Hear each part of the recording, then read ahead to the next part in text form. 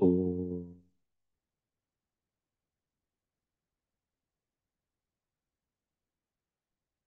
ಜ್ಞಾನಾನಂದಮಯಂ ದೇವಂ ನಿರ್ಮಲಸ್ಫಟಿಕಾಕೃತಿಂ ಆಧಾರಂ ಸರ್ವವಿದ್ಯಾನಾಂ ಹಯಗ್ರೀವಮುಪಾಸ್ಮಹೇ ಬ್ರಹ್ಮಸ್ವರೂಪಾ ಪರಮಾ ಜ್ಯೋತಿರೂಪಾ ಸನಾತನಿ ಸರ್ವವಿದ್ಯಾಧಿದೇವಿ ಯಾ ತಸ್ಯೈ ವಾಚೇ ನಮೋ ನಮಃ.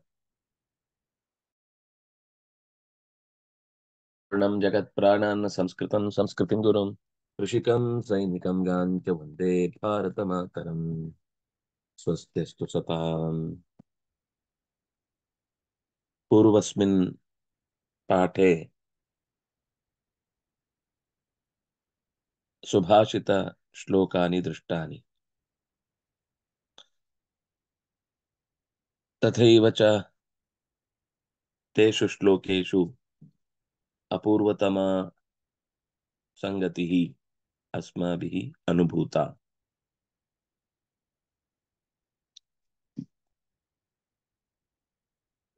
विद्या सर्वदा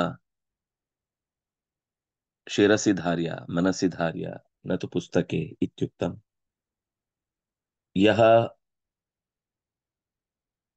सुखम् इच्छति सः विद्यां न प्राप्नोति. यः विद्याम् एव इच्छति, ಕನ್ವೀನಿಯನ್ಸ್ ಬೇಕು ಅಂತ ಹೇಳುವವನಿಗೆ ಎಕ್ಸ್ಪೀರಿಯನ್ಸ್ ಕಮ್ಮಿ ಆಗುತ್ತೆ. ಎಕ್ಸ್ಪೀರಿಯನ್ಸ್ ಬೇಕು ಅಂತ ಹೇಳುವವನು ಕನ್ವೀನಿಯನ್ಸ್ ಅನ್ನೋದನ್ನ ನಿರೀಕ್ಷೆ ಮಾಡಬಾರದು ಅನ್ನುವ ಮಾತನ್ನ ಹೇಳಿ ಮುಂದೆ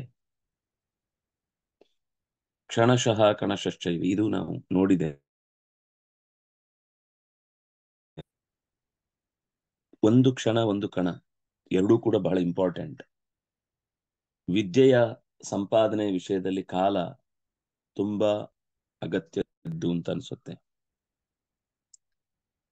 ಸಂಪತ್ತಿನ ವ್ಯವಹಾರದಲ್ಲಿ ಒಂದೊಂದು ರೂಪಾಯಿ ಕೂಡ ವ್ಯರ್ಥವಾಗದಂತೆ ಪೋಲಾಗದಂತೆ ನೋಡಿಕೊಳ್ಳುವುದು ಒಬ್ಬ ಎತ್ತರಕ್ಕೆ ಆರ್ಥಿಕತೆಯ ದೃಷ್ಟಿಯಲ್ಲಿ ಬೆಳೆಯುವುದರಲ್ಲಿ ಪ್ರಮುಖ ಪಾತ್ರವನ್ನು ವಹಿಸುತ್ತೆ ಅನ್ನುವ ಇಷ್ಟು ಸಂಗತಿಯನ್ನ ಹೇಳಿದ್ರು.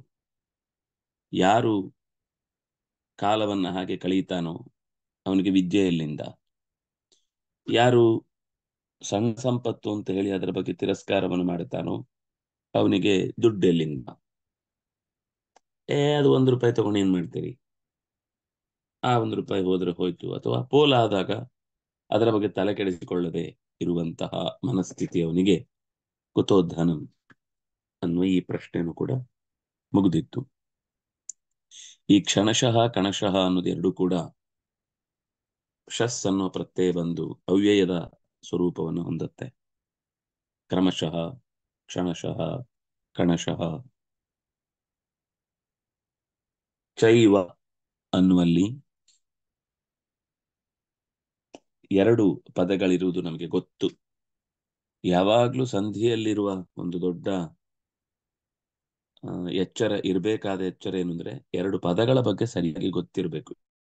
ಎರಡು ಪದ ಹೀಗಿದೆ ಅಂತ. ಚ ಅನ್ನೋ ಒಂದು ಪದ ಇರುವುದು ಗೊತ್ತಿದೆ, ಏವ ಅನ್ನೋ ಪದ ಇರುವುದು ಗೊತ್ತಿದೆ, ಆಗ ಬಿಡಿಸೋದು ಸುಲಭ ಆಗುತ್ತೆ.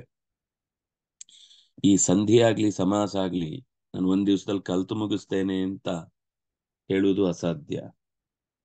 ಎಷ್ಟು ಪದಗಳು ನಿಮಗೆ ಸ್ಪಷ್ಟವಾಗಿ ಗೊತ್ತಿರುತ್ತೋ ಅಂದ್ರೆ ಅಷ್ಟು ಕೇಳಿ ಅಭ್ಯಾಸ ಇರಬೇಕು, ಓದಿ ಅಭ್ಯಾಸ ಇರಬೇಕು. ಈಗ ಕೇಳಿದ್ದು ಬೇಕಾದಷ್ಟು ಆಗಿದೆ, ಪಾಠದಲ್ಲಿ ಕೇಳಿದ್ದು ಸಾಕು. ಇದ್ರ ಜೊತೆಗೆ ಸಾಧ್ಯ ಆದಷ್ಟು ವಾರ್ತೆಗಳನ್ನ ಸಂಸ್ಕೃತದಲ್ಲಿ ಬರುತ್ತೆ, ಇದನ್ನ ಸಾಧ್ಯವಾದಷ್ಟು ಕೇಳುವ ಪ್ರಯತ್ನ ಮಾಡಿದ್ರೆ ಆವಾಗ ಈ ಪದಗಳು ಸ್ಪಷ್ಟವಾಗ್ತಾ ಹೋಗುತ್ತೆ. ಪಂಚತಂತ್ರದ ಕಥೆಗಳು, ಇನ್ನೇನೇನೇನೇನು ಸಂಸ್ಕೃತದಲ್ಲಿ ಇವತ್ತು ಸಂಗ್ರಹಗಳು ಬೇಕಾದಷ್ಟು ಬರ್ತಾ ಇದೆ. ಸ್ವಲ್ಪ ಹುಡುಕಿ ಹಠ ಮಾಡಿ ಓದ್ಲಿಕ್ಕೆ ಶುರು ಮಾಡಬೇಕು. ಅರ್ಥ ಆಗದೇ ಇದ್ರೂ ತೊಂದರೆ ಇಲ್ಲ. ನಿಮಗೆ ಕೆಲವೊಮ್ಮೆ ಅರ್ಥ ಆಗದೇ ಇದ್ರು ಆ ಪದಗಳ ಇರುವಿಕೆ ಅನ್ನೋದು ನಿಮಗೆ ಗೊತ್ತಾದಾಗ ಅದು ನಿಮ್ಮ ಈ ಅಧ್ಯಯನಕ್ಕೆ ಇಂತಹ ಸಂದರ್ಭಗಳಲ್ಲಿ ಅರ್ಥ ಆಗದೇ ಇದ್ರೂ ಕೂಡ ಸಂಧಿ ಮಾಡುವಾಗ ಓಹ್ ಈ ಪದ ಎಲ್ಲೋ ಕೇಳದಂಗಿದೆ, ಈ ಪದ ಎಲ್ಲೋ ಹಿಂದೆ ಕಿವಿಗ್ ಬಿದ್ದಿದೆ, ಅದರ ಆ ಸಂಸ್ಕಾರ ನಮಗೆ ಕಲಿಕೆಯಲ್ಲಿ ತುಂಬಾ ಹೆಲ್ಪ್ ಮಾಡುತ್ತೆ. ಹಾಗಾಗಿ ಚ ಮತ್ತು ಏವ ಈ ಎರಡು ಪದಗಳು ಗೊತ್ತು. ಈ ಎರಡು ಪದಗಳ ಸಂಬಂಧದಿಂದಾಗಿ ಚೈವ ಅಂತ ರೂಪ ಆಗಿದೆ. ನಿಮ್ಗೆ ಸುಲಭದ್ದು ಹೇಳಬೇಕಾದ್ರೆ ಏಕೈಕಂ ಅಂತ ಒಂದು ಶಬ್ದ ಇದೆ. ಏಕಂ ಏಕೈಕಂ ಆಗತ್ತೆ.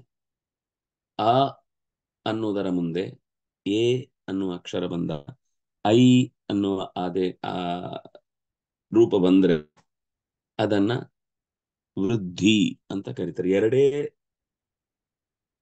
ಅಕ್ಷರಗಳು ವೃದ್ಧಿಯಲ್ಲಿ ಸಂಬಂಧಪಡುವಂತವುಗಳು, ಒಂದು ಐ ಒಂದು ಔ. ಈ ಅಕ್ಷರಗಳು ಎರಡು ಬಿಟ್ರೆ ಬೇರೆ ಕಡೆ ವೃದ್ಧಿ ಅನ್ನುವುದರ ಸಂಬಂಧ, ವೃದ್ಧಿ ಅನ್ನುವ ಸಂಧಿಯ ಅವಕಾಶ ಕಾಣುವುದಿಲ್ಲ. ಹಾಗಾಗಿ ಎ ಮತ್ತು ಐ, ಚ ಏವ ಅನ್ನುವಲ್ಲಿ ಚ ಅನ್ನುವಲ್ಲಿ ಆ ಇದೆ, ಏವ ಅನ್ನುವಲ್ಲಿ ಎ ಇದೆ. ಅ ಮತ್ತು ಎ ಎದುರಾದಾಗ ಐ ಅನ್ನುವ ರೂಪ ಆಗುತ್ತೆ. ವಿದ್ಯಾಮರ್ಥಂಚ ಸಾಧಯೇತ್. ವಿದ್ಯಾಂ ದ್ವಿತೀಯ ವಿಭಕ್ತಿ ಏಕವಚನ. ವಿದ್ಯಾ ವಿದ್ಯೆ ವಿದ್ಯಾಹ ವಿದ್ಯಾಂ. ಅರ್ಥಂ ಅರ್ಥಃ ಅರ್ಥೌ ಅರ್ಥಾಹ ಅರ್ಥಂ. ಪುಲ್ಲಿಂಗ ದ್ವಿತೀಯ ಏಕ. ರಾಮಂ ಇದ್ದ ಹಾಗೆ. ವಿದ್ಯಾಂ ಅನ್ನುವಲ್ಲಿ ಲತಾಂ ಸೀತಾಂ ಅಥವಾ ರಮಾಂ ಇದ್ದ ಹಾಗೆ. ಸಾಧಯೇತ್, ಸಾಧಯೇತ್ ಅನ್ನು ಸಾಧಿಸಬೇಕಾದ್ದು. ಸದ್ಯಕ್ಕೆ ಸಾಧು ಸಂಸಿದ್ಧವು ವಿಧಿಲಿಂಗ್ ಪ್ರಥಮ ಏಕ ಅಂತ ನೆನಪಿರ್ಲಿ. ವಿಧಿಲಿಂಗ್ ಅನ್ನೋದು ಯಾವತ್ತು ಕೂಡ ಅಂದ್ರೆ ಇದಕ್ಕೆ ಅಪವಾದಗಳು ಇರ್ತವೆ ಕೆಲವೊಮ್ಮೆ. ನಿಮ್ಗೆ ಗುರುತಿಸವಾಗ್ಲಿ, ನಿಮಗೆ ಗಮನಕ್ಕೆ ಬರುವಾಗ ಒಂದು ಅಂದಾಜಾಗ್ಲಿ ಅನ್ನೋದಕ್ಕೋಸ್ಕರ ಕೆಲವು ನಿಯಮಗಳನ್ನು ಹೇಳಿರ್ತೇವೆ. ಆದ್ರೆ ಆ ನಿಯಮಗಳು ಸಾರ್ವಕಾಲಿಕವಾಗಿ ಎಲ್ಲಾ ಸಂದರ್ಭದಲ್ಲೂ ಒಂದೇ ಒಂದು ಕಡೆ ತಪ್ಪದೆ ಅದೇನ್ ರೂಲ್ ಫಾಲೋ ಆಗುತ್ತೆ ಅಂತ ಹೇಳಲಿಕ್ಕೆ ಬರಲ್ಲ ಕೆಲವೊಮ್ಮೆ.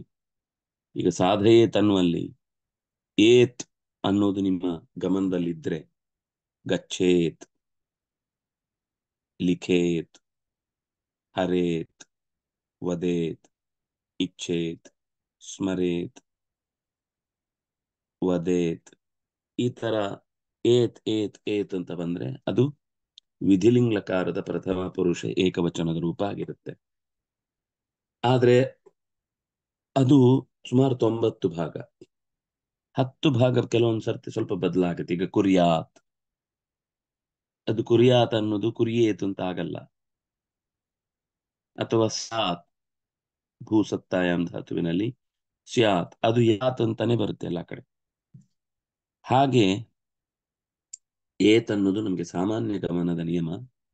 ಲಿಟ್ ಲಕಾರದಲ್ಲಿ, ಸಾರಿ, ವಿಧಿಲಿಂಗ್ ಲಕಾರದಲ್ಲಿ ಕ್ಷಣತ್ಯಾಗೆ, ಕ್ಷಣಸ್ಯ ತ್ಯಾಗ ಕ್ಷಣತ್ಯಾಗ, ಕ್ಷಣದ ತ್ಯಾಗ ಕ್ಷಣತ್ಯಾಗ.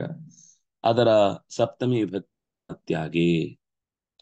ಕುತೋ ವಿದ್ಯಾ, ಕುತಃ ಅದು ಅವ್ಯಯ, ವಿದ್ಯಾ ಇದು ಹಿಂದೆ ಬಂದಿದೆ, ಆಕಾರ ಅಂತ ಸ್ತ್ರೀಲಿಂಗ ಪ್ರಥಮ ಏಕ. ಕಣತ್ಯಾಗೆ, ಕಣಸ್ಯ ತ್ಯಾಗ, ಕಣ ಅಂದ್ರೆ ಒಂದು ಸಣ್ಣ ಭಾಗ, ಅದರ ಬಿಡುವಿಕೆ, ಕ್ಷಣದ ಬಿಡುವಿಕೆ. ಅದರ ಸಪ್ತಮಿಯಲ್ಲಿ ತ್ಯಾಗೆ, ರಾಮೇ ಇದ್ದ ಹಾಗೆ. ತ್ಯಾಗೆ ಕುತೋ ಧನಂ, ದುಡ್ಡು, ಧನಂ ಧನೇ ಧನಾನಿ. ನಪುಂಸಕಲಿಂಗ ಪ್ರಥಮ ಏಕ. ಇಷ್ಟು ಈ ಶ್ಲೋಕದ ಭಾವ.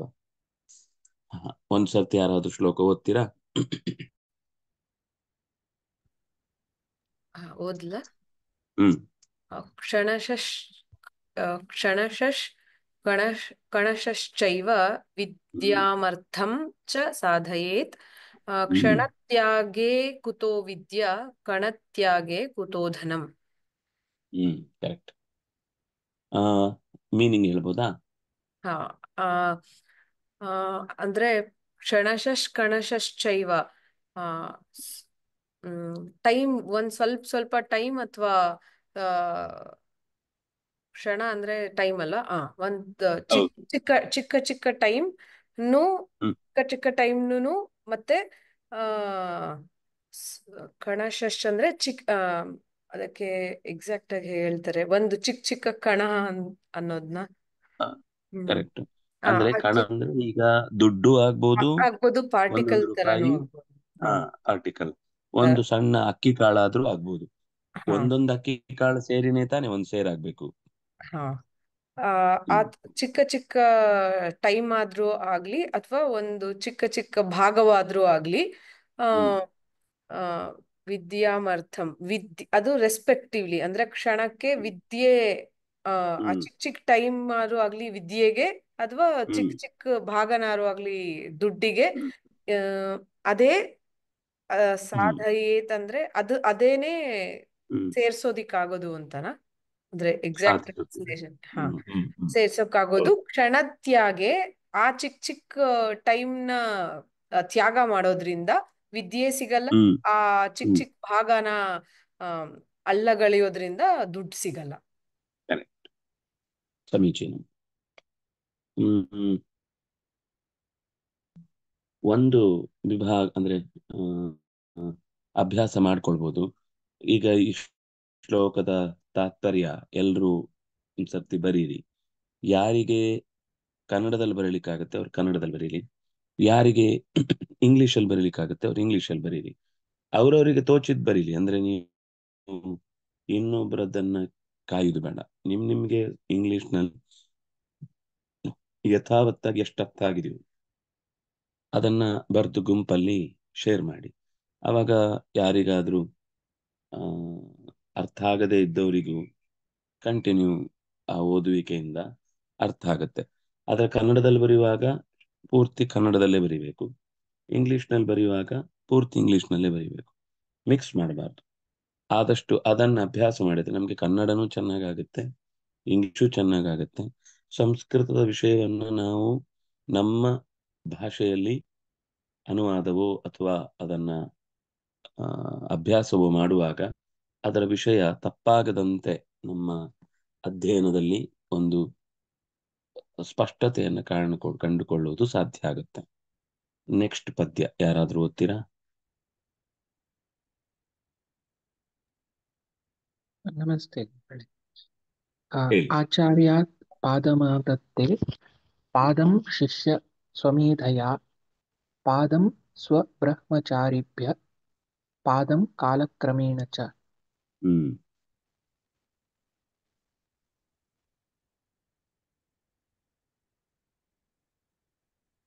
ಒಟ್ಟು ಅರ್ಥ ಹೇಳ್ಬೇಕಾ? 4 ಆ ನೋಡಿಕೊಳ್ಳೋಣ ಒಂದ್ಸಲ. ಸರಿ. ಆ 4 ಅಂಶಗಳಲ್ಲಿ ನಮ್ಮ ಬದುಕು ಪೂರ್ಣ ಆಗತ್ತೆ ಅನ್ನೋದನ್ನ ಹೇಳ್ತಿದ್ದಾರೆ. ಜ್ಞಾನ ಅನ್ನೋದು ಕೇವಲ ಒಂದು ಭಾಗದಿಂದ ಬರುವುದಲ್ಲ. ಜ್ಞಾನದ ದಾರಿಗಳು ತುಂಬಾ. ನಾವು ವಸ್ತುತಃ ಶಾಲೆಯಲ್ಲಿ ಕಲಿಯುವುದು ಕೇವಲ ಕಾಲು ಭಾಗ ಮಾತ್ರ. ಇನ್ನು ಮುಕ್ಕಾಲು ಭಾಗ ಶಾಲೆಯಿಂದ ಹೊರಗಡೆ ಕಲಿಯುವುದು ನಾವು. ನಮ್ಮ ತಲೆಯಲ್ಲಿ ಏನಿದ್ರೆ ಮಾರ್ಕ್ಸ್ ಸಿಗುದು ಅಲ್ಲಿಂದ, ಆದ್ನಾಗಿ ನಾವು ಕಲಿಯುವುದು ಅಲ್ಲಿಂದ ಅಂತ ತಲೆಯಲ್ಲಿದೆ.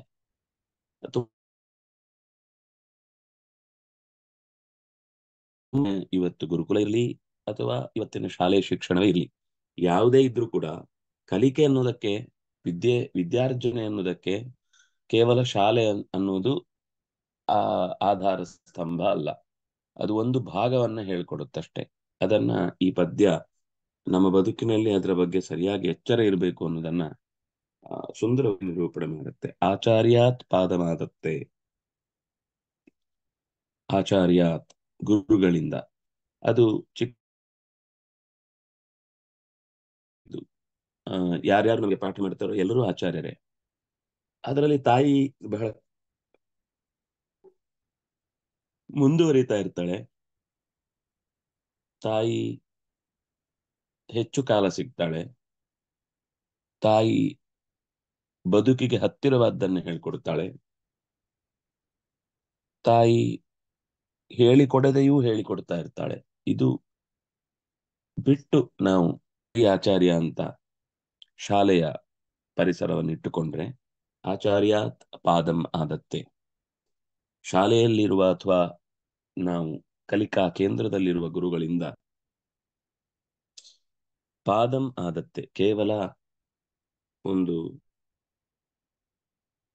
ಪಾದ ಅಂದ್ರೆ ಕಾಲು ಭಾಗ ಅಂತ ಅರ್ಥ, ನಾಲ್ಕನೇ ಒಂದು ಭಾಗ.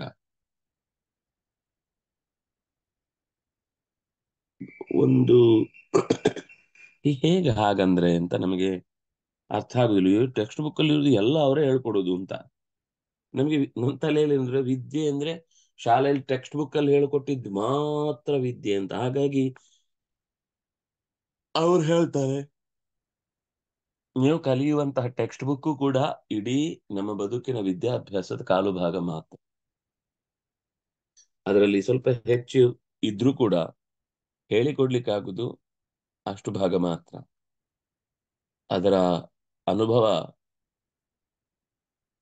ಹೊರಗೆ ಓದುವವನಿಗೆ ಬೇರೆ ತರ ಆಗುತ್ತೆ, ಶಾಲೆಯಲ್ಲಿ ಓದುವ ಮಕ್ಕಳಿಗೆ ಬೇರೆ ತರ ಆಗುತ್ತೆ.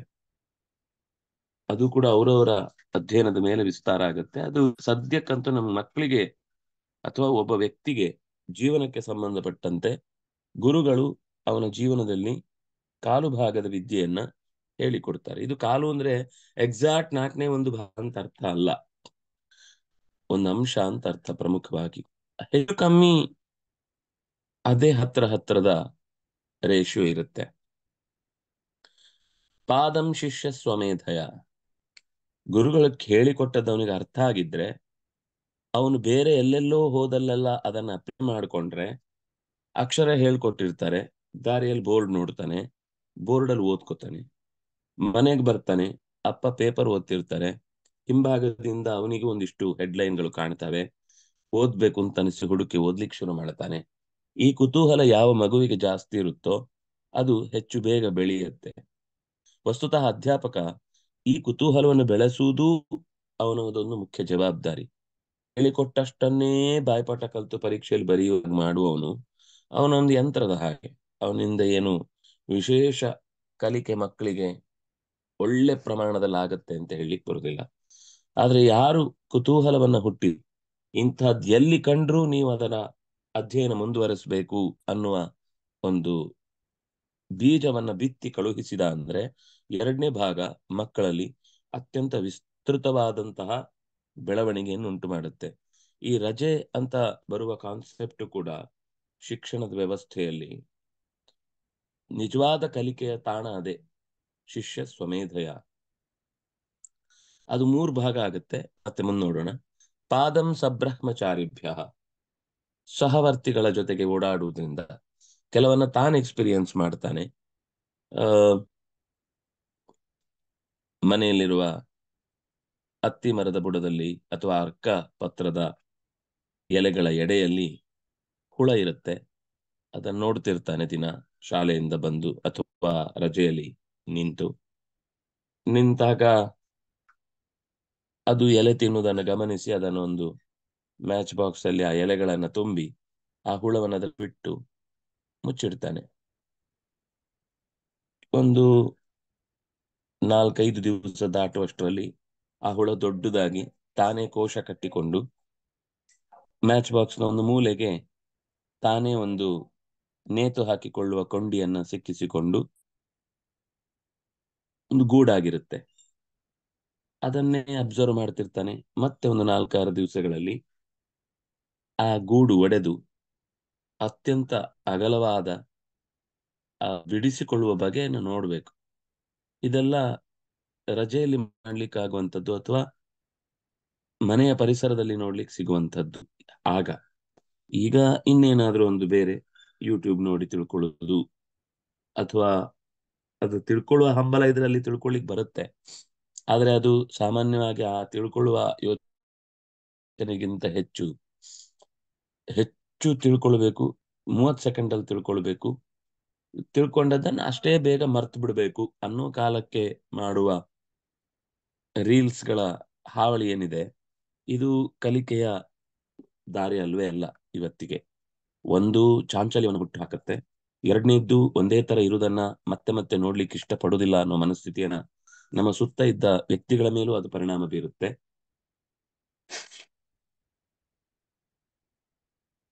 ಯಾವಾಗ್ಲೂ ಮುಂದೆ ಹೋಗ್ಬೇಕು, ಹಿಂದಿನದ್ದು ಏನಾಯ್ತು ಅಂತ ಒಂದ್ಸರ್ತಿ ಇಣುಕಿ ನೋಡುವ ಹಂಬಲ ಕಳಚಿ ಹೋಗುತ್ತೆ. ಇದು ಕಲಿಕೆ ಮೇಲೆ ಪೆಟ್ಟು ಕೊಡುತ್ತೆ. ನಮ್ಮ ಇವತ್ತಿನ ಅದು ಅಪರೂಪದ ವಿಷಯವನ್ನ ಸುಲಭದಲ್ಲಿ ರೀಲಲ್ಲಿ ತಾಳ್ಮೆ ಇಲ್ಲ, ಅದಕ್ಕೋಸ್ಕರ ನಾವು ಹಾಗೆ ರೆಡಿ ಮಾಡ್ತೀವಿ ಅಂತ ಹೇಳಿ ತಯಾರಿಸಿದ ರೀಲ್ಗಳು ನಮ್ಗೆ ರಿಯಲ್ ಆದ ಬದುಕಿನಿಂದ ನಮ್ಮನ್ನ ದೂರಕ್ಕೆ ಕರ್ಕೊಂಡು ಹೋಗುತ್ತೆ ಅನ್ನೋದು ಸತ್ಯ. ಆದ್ರೆ ಯಾರು ತನ್ನ ಸ್ವಮೇಧಯ ತಾನೇ ನೋಡ್ತಾ ನೋಡ್ತಾ ಇರುವೆಗಳ ಗೂಡು, ಜೇಡಗಳ ಬಲೆ,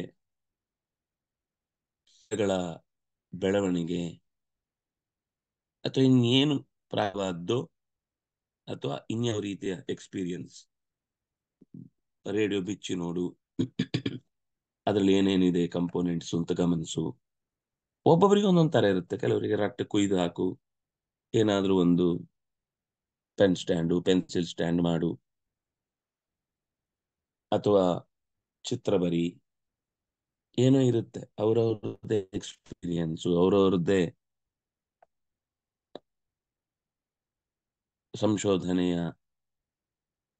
ಮಜಲುಗಳನ್ನ ಅವ್ರು ಮಾಡ್ತಿರ್ತಾರೆ.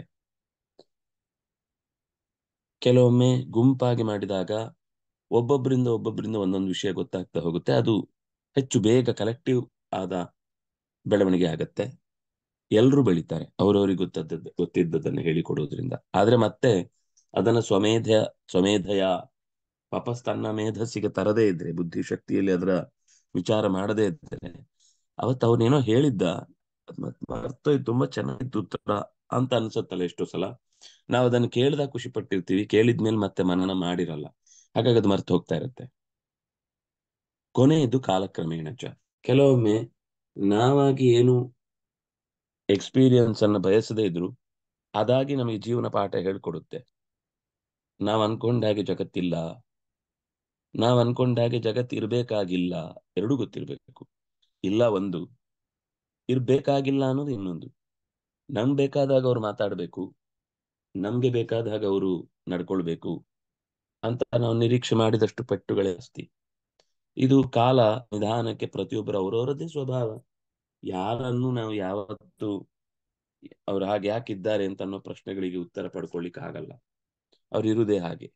ಅದನ್ನು ಅಕ್ಸೆಪ್ಟ್ ಮಾಡಿದ್ರೆ ಎಲ್ಲಿ ಎಕ್ಸ್ಪೆಕ್ಟೇಷನ್ಗಳು ಕಮ್ಮಿ ಆಗುತ್ತೋ, ಎಲ್ಲಿ ಎಕ್ಸೆಪ್ಷನ್ಗಳು ಇದ್ದಾವೆ ಅಂತ ಅನ್ನೋದು ಅರಿವಾಗುತ್ತೋ, ಎಲ್ಲಿ ನಾವು ಎಕ್ಸೆಪ್ಟ್ ಮಾಡ್ತೇವೋ ಅಲ್ಲಿ ಬದುಕು ಚೆನ್ನಾಗಿರುತ್ತೆ. ಹಾಗಾಗಿ ಇದಿಷ್ಟನ್ನು ಅತ್ಯಂತ ಸುಂದರವಾಗಿ ಈ ಒಂದು ಸಾಲನ್ನು ಇಟ್ಕೊಂಡು ನೀವು ಇಡೀ 1 ಗಂಟೆ ಮಾತಾಡ್ಬೋದು. ಅಷ್ಟು ಒಳ್ಳೆಯ ಸೈಕಾಲಜಿಯೂ ಆಯ್ತು, ಶೈಕ್ಷಣಿಕ ಮಟ್ಟವನ್ನ ಹೇಳಲಿಕ್ಕೋಸ್ಕರ ತೆಗೆದುಕೊಂಡ ಸಾಲುಗಳಾಯ್ತು. ಈ ಒಂದು ಸಾಲಲ್ಲಿ ಎಷ್ಟು ಅಂಶಗಳನ್ನ ನಾವು ಹುಡುಕಬಹುದು ಅಂದ್ರೆ ಅದ್ಭುತ. ಅದು ಈ ಪದ್ಯ ಅಂತೂ ಸುಭಾಷಿತ ಅಂತ ಹೇಳುವುದಕ್ಕಿಂತ ಹೆಚ್ಚು ಗೋಲ್ಡನ್ ವರ್ಡ್ ಅಂತ ಹೇಳಬಹುದು. ಅಷ್ಟು ಸುಂದರವಾದ ಬದುಕಿನ ಚಿತ್ರಣವನ್ನ ನಮ್ಮ ಮುಂದೆ ಇಡುತ್ತೆ. ಹಾಗಾಗಿ ನಮ್ಮ ಕಲಿಕೆ ಅನ್ನೋದು ಕೇವಲ ಶಾಲೆಯಲ್ಲಿ ಅಲ್ಲ ಅನ್ನೋದು ಮೊದಲು ನಮ್ಗೆ ಅರ್ಥ ಆಗ್ಬೇಕು. ಎಷ್ಟೋ ಸರ್ತಿ ಮಕ್ಕಳು ಶಾಲೆಯಿಂದ ರಜೆಗೆ, ಶಾಲೆಯ 1 ವರ್ಷದ ಅವಧಿಯ ಕೊನೆಯ ರಜೆಯಲ್ಲಿ ಏನು ಬರ್ತಾರೆ ಮುಗಿಸ್ಕೊಂಡು, ಈಗ ಹೇಗೆ ಗೊತ್ತಾಗಲ್ಲ, ನಮ್ಗಂತೂ ಕರೆಕ್ಟಾಗಿ ಅರ್ಥ ಆಗ್ತಿತ್ತು. ನಾವು ಸೈಕಲ್ ಕಲಿಯುವುದು, ಗಾಡಿ ಕಲಿಯುವುದು, ಈಜು ಕಲಿಯುವುದು, ಮರ ಹತ್ಲಿಕ್ಕೆ ಕಲಿಯುವುದು, ಇನ್ನೇನೇನೋ ಆಗಳು, ಇನ್ನೇನೇನೋ ಹೊಸ ತರದ ಗಂಭೀರವಾದ ವಿಷಯಗಳಲ್ಲಿ ನಮ್ಮನ್ನು ತೊಡಗಿಸಿಕೊಳ್ಳುವುದು, ಇದೆಲ್ಲ ರಜೆಯಲ್ಲಿ ಮುಗಿಸಿ ಬರುವಾಗ ಒಂದು ಬದಲಾವಣೆ, ದೈಹಿಕವಾಗಿಯೂ ಬದಲಾವಣೆ, ಮಾನಸಿಕವಾಗಿಯೂ ಒಂದು ಮೆಚುರಿಟಿ. ಅದು ರಜೆ ಬಂದ ಹಾಗೆ ಅವರವರು ಬೆಳೆದು ಹೋದ ವರ್ಷ ನೀನು ಹೀಗಿರ್ಲಿಲ್ಲ ಅಂತ ಶುರು ಮಾಡ್ತಾರೆ. ಅಂದ್ರೆ ಈ ರೀತಿ ಹೊರಗಡೆ ಕಲ್ತು ಬರುವಂತದ್ದನ್ನ ಇವತ್ ನಾವು ನೋಡ್ಲಿಕ್ಕೆ ಸಿಗುದು ಸ್ವಲ್ಪ ಕಮ್ಮಿ ಅನ್ಸುತ್ತೆ. ಯಾಕಂದ್ರೆ ಈಗ ಅಜ್ಜಿ ಮನೆ, ಹಳ್ಳಿ ಮನೆ ಎಲ್ಲ ಕಳೆದು ಹೋಗ್ತಾ ಇದೆ. ಆದ್ರಿಂದಾಗಿ ಹೊರಗಡೆ ಸಿಗುದು ಕಮ್ಮಿ ಆಗುತ್ತೆ, ಎಲ್ಲವೂ ಒಂದೇ ಕಡೆ. ಅದನ್ನ ಬೇಕು ಅಂತಾನೆ ಹಾಗೆ ನಮ್ಮ ಶಿಕ್ಷಣದ ರೂಪವನ್ನು ಇಲ್ಲಿ ಸಿಕ್ಕಿದ್ರೆ ಮಾತ್ರ ಶಿಕ್ಷಣ, ಇಲ್ಲಿ ಸಿಗದೆ ಇದ್ರೆ ನಿಮ್ಗೆ ಎಲ್ಲೂ ಸಿಗುದಿಲ್ಲ ಅನ್ನೋ ತರದ ಒಂದು ವಾತಾವರಣ ನಿರ್ಮಾಣ ಆಗ್ತಾ ಇದೆ. ಯಾರೋ ದೊಡ್ಡಪ್ಪನ ಹತ್ರ ಹೋಗಿದ್ದ, ಅಲ್ಲಿ ಅವರಿಗೆ ಲಿಪಿ ಚೆನ್ನಾಗಿ ಬರ್ತಿತ್ತು, ಅವರಿಂದ ಲಿಪಿ ಕಲ್ತ. ಅದ್ ಶಾಲೆಯಲ್ಲಿ ಹೇಳ್ಕೊಡಲ್ಲ. ಎಲ್ಲೋ ಅವರ ಅತ್ತಿಗೆ ಅವರಿಗೆ ಚೆನ್ನಾಗಿ ಸಂಗೀತ ಬರ್ತಿತ್ತು, ಹಾಡು ಚೆನ್ನಾಗಿ ಹೇಳ್ಕೊಡ್ತಿದ್ರು, ಅವ್ರ ಹತ್ರ ಕಲಿತೆ ಅಂತ ಹೋದ. ಆಗ ಅವರು ಚೆನ್ನಾಗಿ ಒಂದಿಷ್ಟು ಹಾಡುಗಳನ್ನು ಹೇಳ್ಕೊಟ್ರು. ಎಷ್ಟೋ ಹಾಡುಗಳನ್ನ ಯಾವ ಶಾಲೆಯಲ್ಲಿ ಹೇಳ್ಕೊಡ್ತಾರೆ? ನಮ್ಗೆ ಜೀವನಕ್ಕೆ ಬೇಕಾದ್ದನ್ನ. ಅಲ್ಲಿ ಅವರಿಗೆ ಯಾವುದೋ ಆ ಎಲ್ರು ಒಟ್ಟಿಗೆ ಗುಂಪಾಗಿ ಕುರಿ ಮಂದೆ ತರ ಹೇಳ್ಕೊಟ್ರೆ ಅದನ್ನೇ ಹೇಳ್ಬೇಕು ಅನ್ನೋ ತರದನ್ನ ಮಾತ್ರ ಹೇಳ್ಕೊಡ್ತಾರೆ. ಎಲ್ಲೋ ಕೆಲವು ಕಡೆ ಇದಕ್ಕೆ ಅಪವಾದಗಳಾಗಿ ಒಳ್ಳೆಯ ಸಂಸ್ಕಾರ ನೀಡುವಂತದ್ದು ಇದೆ, ಇಲ್ಲ ನಾನು ಹೇಳಲ್ಲ. ಆದ್ರೆ ಹೆಚ್ಚು ಕಮ್ಮಿ ಪರ್ಸೆಂಟೇಜ್ ವೈಸ್ ಅತ್ಯಂತ ಹೆಚ್ಚು ನಮ್ಮ ಶಿಕ್ಷಣದ ರೂಪ ಆಧುನಿಕತೆಯ ಕರಾಳ ನೆರಳಿನಲ್ಲಿ, ಅದು ನೆರಳು ಅಂತ ಭಾವಿಸಿದ್ರೆ ಅದರ ಕರಾಳತೆ ಅರ್ಥ ಆಗುವ ಮುಂಚೆ ಕತ್ತೆಯಲ್ಲಿ ಕೊಚ್ಚಿ ಹೋಗಿರ್ತೀವಿ. ಆದ್ರೆ ಆ ತರದ ಕೊಚ್ಚಿ ಹೋಗುವಿಕೆಯ ದಾರಿಯಲ್ಲಿ ಒಂದು ಆಶಾದೀಪದಂತೆ ನಮ್ಮ ಪರಿಸರದ ಮಕ್ಕಳನ್ನ ನಾವು ಶಾಲೆಯಲ್ಲಿ ಸಿಗದೇ ಇದ್ದದ್ದನ್ನ ಹೇಗೆ ಅವುಗಳಿಗೆ ತಲುಪಿಸ್ಬೇಕು, ಅವುಗಳ ಮಿತ್ರರ ಜೊತೆಗೆ ಅವುಗಳ ಬೆರೆಯುವಿಕೆ. ಒಳ್ಳೆಯ ಮಿತ್ರರನ್ನು ಆರಿಸ್ಕೊಳ್ಬೇಕು ಅನ್ನೋದು ಸತ್ಯ. ಒಳ್ಳೆಯ ಮಿತ್ರರು ಸಿಗುವಂತೆ ಮಾಡ್ಬೇಕು ಮಕ್ಕಳಿಗೆ. ಒಳ್ಳೆಯ ವಾತಾವರಣ, ಅವರವರೇ ಆಲೋಚಿಸ್ಲಿಕ್ಕೆ ಟೈಮ್ ಕೊಡ್ಬೇಕು. ಎಲ್ಲ ನಾವು ಹೇಳ್ಕೊಟ್ಟ ಹಾಗೆ ಕಲಿಬೇಕು ಅಂತ ಮಾಡಬಾರ್ದು. ಅವುಗಳದ್ದೇ ಏನೇನು ಎಕ್ಸ್ಪೆರಿಮೆಂಟ್ಗಳಿರ್ತವೆ. ಎಕ್ಸ್ಪೆರಿಮೆಂಟ್ ನಿಂದ ಸಿಗುವ ಎಕ್ಸ್ಪೀರಿಯನ್ಸ್ ಯಾವತ್ತೂ ಮರ್ತು ಹೋಗಲ್ಲ. ಎಕ್ಸೆಪ್ಟೆನ್ಸಿ ಅನ್ನೋದು ತುಂಬಾ ಹೆಚ್ಚಿರುತ್ತೆ ಅಲ್ಲಿ. ಆದ್ರೆ ಯಾವಾಗ ನಾವು ಕೇವಲ ಅದು ಪ್ರಯೋಗದ ಶಾಲೆಯಲ್ಲಿ ಲಭ್ಯವಾದ್ರೆ ಮಾತ್ರ ಸತ್ಯ ಅಂತ ನಾವು ತಲೆಯಲ್ಲಿ ತುಂಬಿ ಬಿಡುತ್ತೇವೋ, ಆಗ ಹೊರ ಪ್ರಪಂಚದಲ್ಲಿ ಅನುಭವಕ್ಕೆ ಸಿಗುವ ಅನೇಕ ಸಂಗತಿಗಳನ್ನ ಕಳ್ಕೊಳ್ತೇವೆ. ಇದು ಒಟ್ಟು ಈ ಪದ್ಯದಲ್ಲಿ ನಮಗೆ ಗಮನಿಸಬೇಕಾದ ಆಚಾರ್ಯಾತ್, ಆಚಾರ್ಯರಿಂದ, ಪಾದಂ ಒಂದು ಭಾಗವನ್ನು, ಆದತ್ತೆ ಸ್ವೀಕರಿಸುತ್ತಾನೆ, ಪಾದಂ ಇನ್ನೊಂದು ಭಾಗವನ್ನು, ಶಿಷ್ಯ ಕಲಿಯುವ ಬಯಕೆ ಉಳ್ಳವನು, ಸ್ವಮೇಧಯ ತಾನೇ ಆಲೋಚಿಸಿ ತನ್ನ ಆಲೋಚನೆಯಿಂದ, ಆದತ್ತೆ ಆದತ್ತೆ ಅನ್ನೋದು ಎಲ್ಲದಕ್ಕೂ ಅನ್ವಯ ಆಗತ್ತೆ. ಸ್ವಮೇಧಯ ಪಾದಂ ಆದತ್ತೆ, ಶಿಷ್ಯನಾದವನು ಸ್ವಬುದ್ಧಿವಂತಿಕೆಯಿಂದ ಒಂದಿಷ್ಟು ವಿಷಯಗಳನ್ನು ಮನನ ಮಾಡಿ ಆಲೋಚನೆ ಮಾಡಿ ತಾನೇ ಕಂಡುಕೊಳ್ತಾನೆ. ಆದ್ರೆ ಅಲ್ಲಿಂದನೇ ಎಲ್ಲ ಸಿಗುತ್ತೆ ಹೇಳಲಿಕ್ಕೆ ಬರುವುದಿಲ್ಲ. ಮತ್ತೊಂದು ಭಾಗ ಸಬ್ರಹ್ಮಚಾರಿಭ್ಯ ಆದತ್ತೆ, ತನ್ನ ಜೊತೆಗಾರರಿಂದ ಅಥವಾ ಜೊತೆಗಾರ್ತಿಯರಿಂದ ಚರ್ಚಿಸಿದಾಗ, ಅದು ಕೇವಲ ಮಿತ್ರರೇ ಆಗ್ಬೇಕಾಗಿಲ್ಲ, ಯಾರೋ ಚಿಕ್ಕಪ್ಪನೋ ದೊಡ್ಡಪ್ಪನೋ ಅಜ್ಜನೋ ತಾಯಿಯೋ ತಮ್ಮನೋ ಅಥವಾ ಇನ್ಯಾರೋ, ಒಟ್ಟು ಅವರನ್ನ ಜೊತೆಗೂಡಿಸಿಕೊಳ್ಳುವಂತಹ ಮನಸ್ಥಿತಿಯ ವ್ಯಕ್ತಿಗಳಿಂದ ಇನ್ನೊಂದು ಭಾಗವನ್ನ ಕಲಿತಾನೆ. ಪಾದಂ ಕಾಲಕ್ರಮೇಣ ಚ, ಕೆಲವು ಈಗ ಮಕ್ಕಳಿಗೆ ಕೆಲವೊಮ್ಮೆ ಹೇಳುದುಂಟು, ಏನೋ ಪ್ರಶ್ನೆ ಕೇಳಿದ ನಿಂಗೆ ಈಗ ಅರ್ಥ ಆಗಲ್ಲ, ನೀನ್ ದೊಡ್ಡವನಾದ್ಮೇಲೆ ಗೊತ್ತಾಗತ್ತೆ ಅಂತ ಏನೋ ಹೇಳ್ತಿರ್ತೀವಿ ನಾವು ಅದನ್ನ ಹೇಳ್ತಿರ್ತೀವಿ. ಆದ್ರೆ ಅದರ ಎಕ್ಸ್ಪೀರಿಯನ್ಸ್ ಬರುವ ದಿನ ಕಲಿಬೇಕಾದದ್ದು ಇಲ್ಲೇ ಇದೆ ಅನ್ನೋದನ್ನ ಮರೆತು ಮತ್ತೆ ಜಂಜಾಟದಲ್ಲಿ ಒದ್ದಾಟದಲ್ಲಿ ಬೀಳ್ತೇವೆ. ಎಲ್ಲಾ ಸಂಗತಿಗಳು, ಎಲ್ಲ ವಿದ್ಯೆಗಳು ಒಟ್ಟಿಗೆ ಸಿಗುದಿಲ್ಲ. ಕೆಲವು ದೇಹದ ಬದಲಾವಣೆ, ಮಾನಸ ಬದಲಾವಣೆ ಇವುಗಳು ಆಗ್ತಾ ಆಗ್ತಾ ಅದರ ವ್ಯತ್ಯಾಸಗಳು ಗೊತ್ತಾಗ್ತಾ ಗೊತ್ತಾಗ್ತಾ ಅದು ಯಾಕೆ ಹಾಗೆ ಹೀಗೆ ಅನ್ನೋದು ಗೊತ್ತಾಗುತ್ತೆ. ಅದು ಶಾಲೆಯಲ್ಲಿ ಹೇಳಿಕೊಟ್ರು ಕೂಡ ಕೇವಲ ಕುತೂಹಲದ ಕಣ್ಣಿಗೆ ಒಂದಿಷ್ಟು ತಣ್ಣೀರೆರಚುವ ಯೋಚನೆ ಇರುತ್ತೆ ಹೊರತು ಅದು ಕಾಲವೇ ಉತ್ತರ ಕೊಡ್ತಾ ಹೋಗುತ್ತೆ. ತುಂಬಾ ಒಳ್ಳೆ ಮಾತಿದು, ಪಾದಂ ಕಾಲಕ್ರಮೇಣ ಚ, ಕಾಲಕ್ರಮದಲ್ಲಿ ಯಾವ ಕಾಲಕ್ಕೆ ಏನ್ ಗೊತ್ತಾಗ್ಬೇಕು ಅದು ಗೊತ್ತಾಗ್ತಾ ಹೋಗುತ್ತೆ.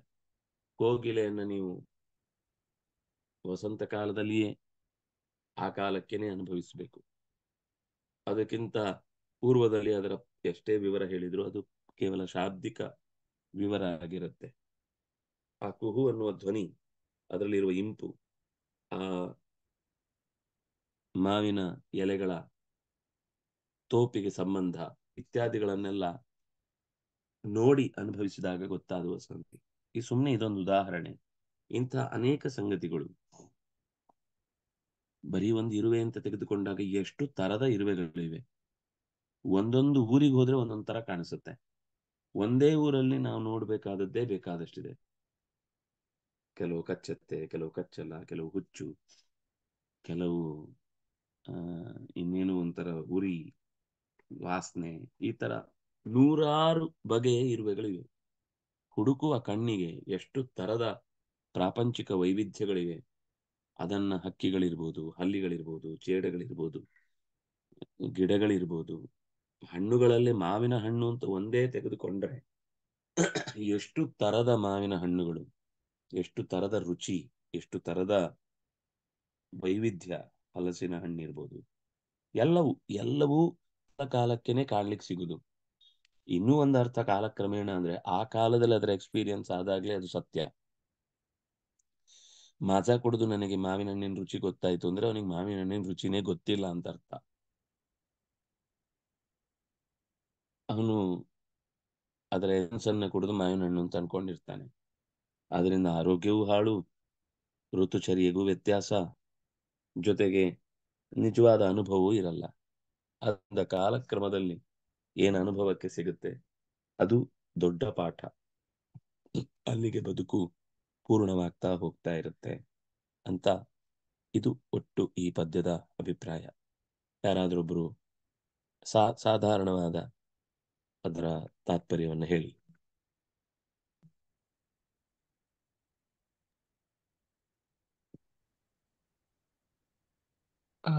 ಆಚಾರ್ಯಾತ್ ಪಾದಮಾದತ್ತೆ. ಪಾದ ಅಂದರೆ ಅಂಶ, ಭಾಗ. ಆಚಾರ್ಯರಿಂದ, ಗುರುಗಳಿಂದ ಪಾದಮಾದತ್ತೆ ಒಂದು ಭಾಗ ತಿಳಿಯುತ್ತದೆ. ಪಾದಂ ಶಿಷ್ಯ ಸ್ವಮೇಧಯ, ಒಂದು ಭಾಗ ಶಿಷ್ಯನ ಸ್ವಮೇಧಯ, ಸ್ವಪ್ರಯತ್ನದಿಂದ, ಕುತೂಹಲದಿಂದ ಕಲ್ತ್ಕೊಂಡು ಅವರಾಗೆ ತಿಳ್ಕೊಂಡು. ಪಾದಂ ಸ ಬ್ರಹ್ಮಚಾರಿಭ್ಯ, ಒಂದಂಶ ಬೇರೆಯವರ ಜೊತೆ ಸೇರಿ, ಸಹಪಾಠಿಗಳ ಜೊತೆ ಸೇರಿ ಕಲಿಯುವಂಥದ್ದು. ಪಾದಂ ಕಾಲಕ್ರಮೇಣ ಚ, ಒಂದು ಭಾಗ ಕಾಲಾಂತರದಲ್ಲಿ, ಕಾಲಕ್ರಮದಲ್ಲಿ ಅಂದ್ರೆ ಜೀವನದ ವಿವಿಧ ಸಮಯಗಳಲ್ಲಿ ತಿಳಿಯುತ್ತೆ.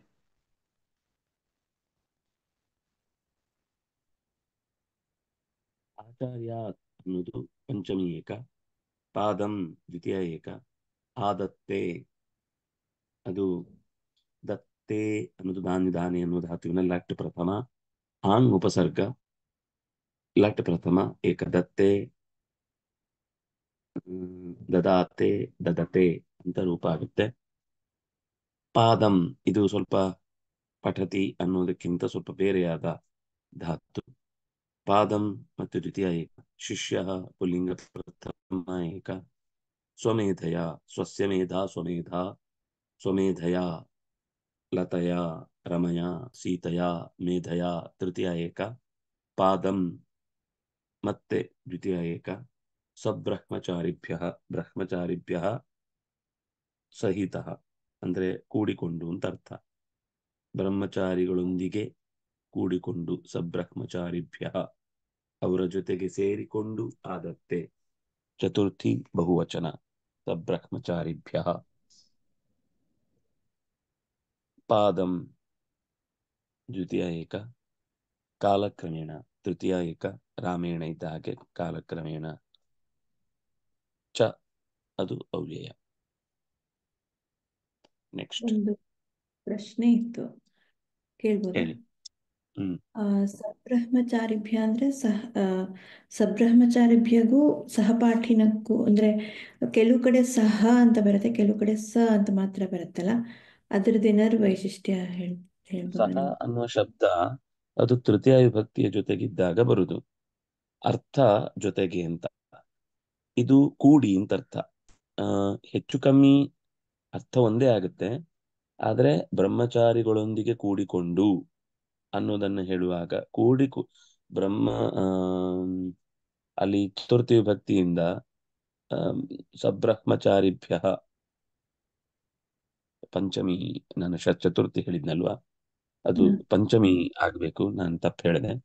ಆ ಬ್ರಹ್ಮಚಾರಿಗಳೊಂದಿಗೆ ಕೂಡಿಕೊಂಡಾಗ ಅಂದ್ರೆ ಅವರಿಂದ ಅಂತ ಅರ್ಥ, ಅವರ ದೆಸೆಯಿಂದ ಎಲ್ಲ ಬ್ರಹ್ಮಚಾರಿಗಳೊಂದಿಗೆ ಕೂಡಿಕೊಂಡು, ಅದು ಸಹಿತ ಅನ್ನುವ ಅರ್ಥ, ಸಹ ಅನ್ನುವ ಶಬ್ದದ್ದೇ ಸಹಿತ ಅನ್ನುವ ಶಬ್ದ ಬಂದಾಗ ಅದು ಸ ಅನ್ನುವ ಶಬ್ದ ಉಳ್ಕೊಳ್ಳುತ್ತೆ.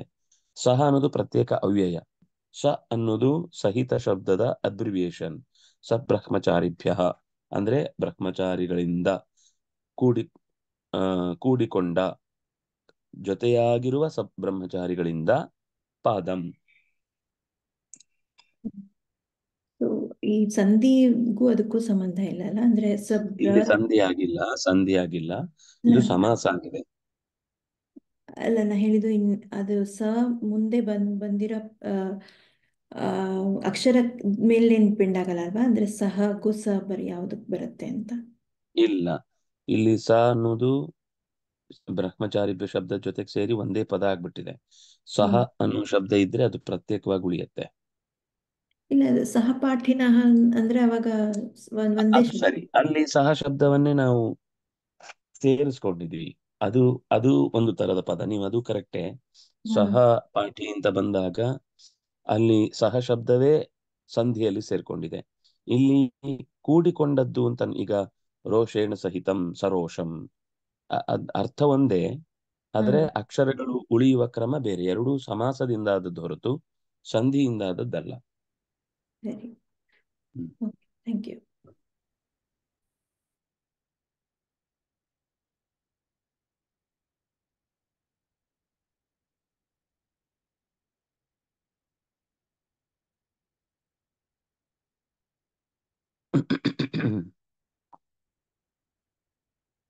ವಿದ್ಯಾಮರ್ಥಂ ಚ ಕಥಂ ಸಾಧಯೇತ್, ವಿದ್ಯಾಂ ಶಿಷ್ಯಃ ಕಥಂ ಆದತ್ತೆ.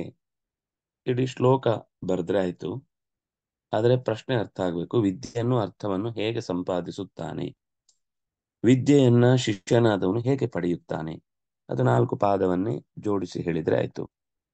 ಇನ್ನು ಕರ್ಮಣಿ ಪ್ರಯೋಗಂ ದರ್ಶಯತ, ನರಾಹ ದೇವಂ ಪೂಜಯಂತಿ, ನರರು ದೇವನನ್ನು ಪೂಜಿಸುತ್ತಾರೆ.